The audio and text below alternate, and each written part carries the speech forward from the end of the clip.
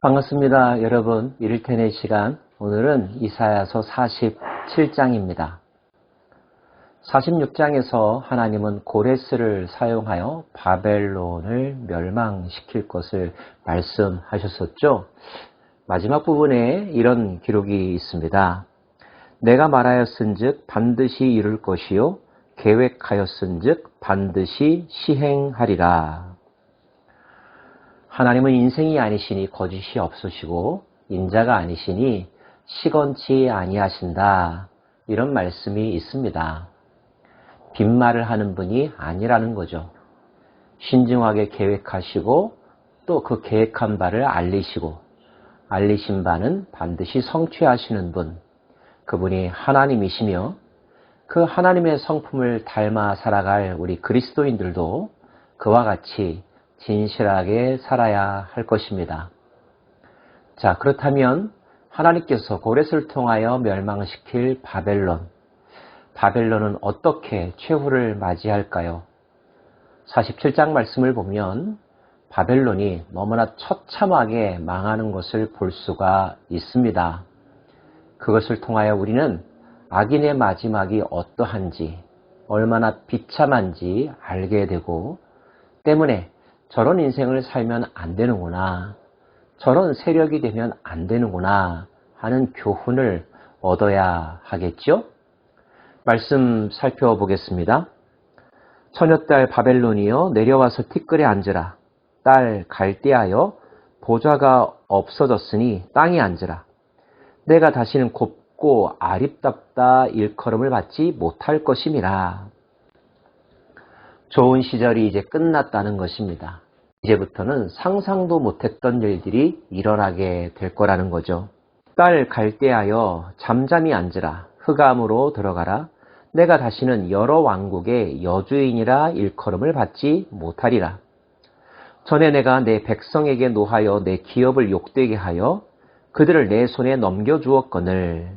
하나님께서 유다 백성의 죄악을 징계하기 위하여 막대기로 아수르를 사용하셨었고 바벨론도 동일하게 도구로 사용하셨다는 것입니다.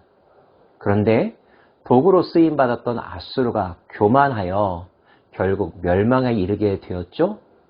바벨론도 똑같은 길을 걸었다는 것입니다. 바벨론은 자신의 힘을 과신하고 남용하여서 그들에게 잡혀온 사람들, 특별히 유다 백성들을 너무나 가혹하게 혹독하게 다루었는데 이것이 하나님 보시기에 너무 가슴 아플 정도였다는 거죠.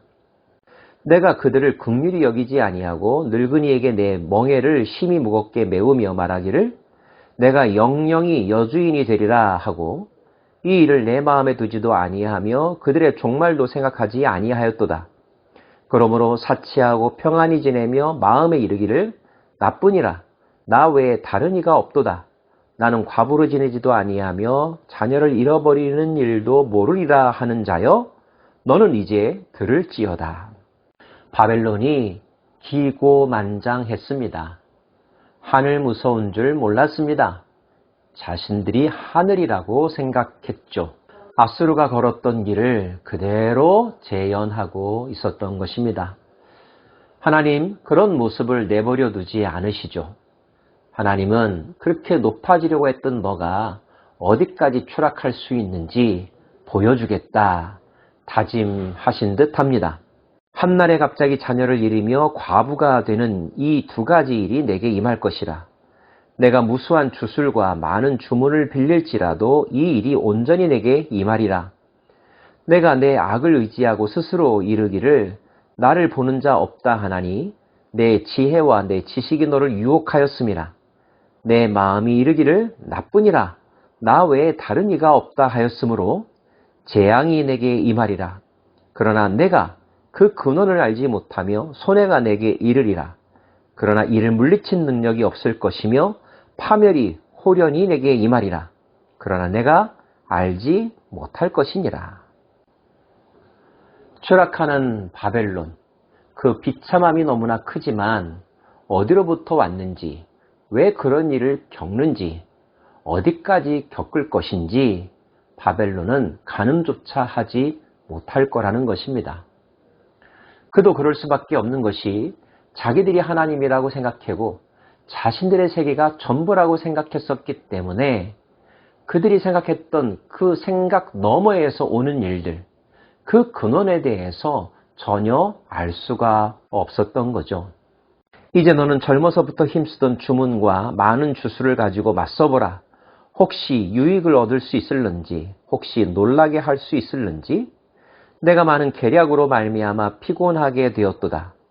하늘을 살피는 자와 별을 보는 자와 초하늘 아래 예고하는 자들에게 일어나 내게 이 말 그 일에서 너를 구원하게 하여 보라. 보라, 그들은 초계 같아서 불에 타리니 그 불꽃의 세력에서 스스로 구원하지 못할 것이라. 이 불은 덮게 할 숯불이 아니요 그 앞에 앉을 만한 불도 아니니라. 내가 같이 힘쓰던 자들이 내게 이같이 되리니 어려서부터 너와 함께 장사하던 자들이 각기 제 길로 흩어지고 너를 구원할 자가 없으리라. 너를 구원할 자가 없으리라. 하나님이 징계하시면 피할 수가 없고 누구도 도와줄 수 없고 도와준다 한들 어떤 힘도 효력도 나타나지 않을 거라는 것입니다. 결국 바벨론은 완전하게 소멸되는 것, 그 길밖에는 없다는 거죠. 성경에서 바벨론은 바벨론 제국 그 자체를 나타내기도 하지만 하나님을 대적하는 상징으로 등장한다는 것 이미 살펴보았습니다. 그렇다고 본다면 오늘 이 말씀이 우리들에게 설명하는 바벨론의 파멸의 모습은 결국 악인의 길의 마지막을, 악의 세력의 마지막을 우리들에게 가르쳐주는 거라고 말할 수 있죠. 요한계시록에도 화로다, 망하였도다, 무너졌도다, 바벨론의 비참한 종말에 대해서 설명해 주고 있습니다. 그렇게 악인의 마지막을 우리들에게 가르쳐 주는 것은 우리들에게 소망을 주기 위함이요, 승리에 대한 확신을 잊어버리지 않게 하기 위함이죠.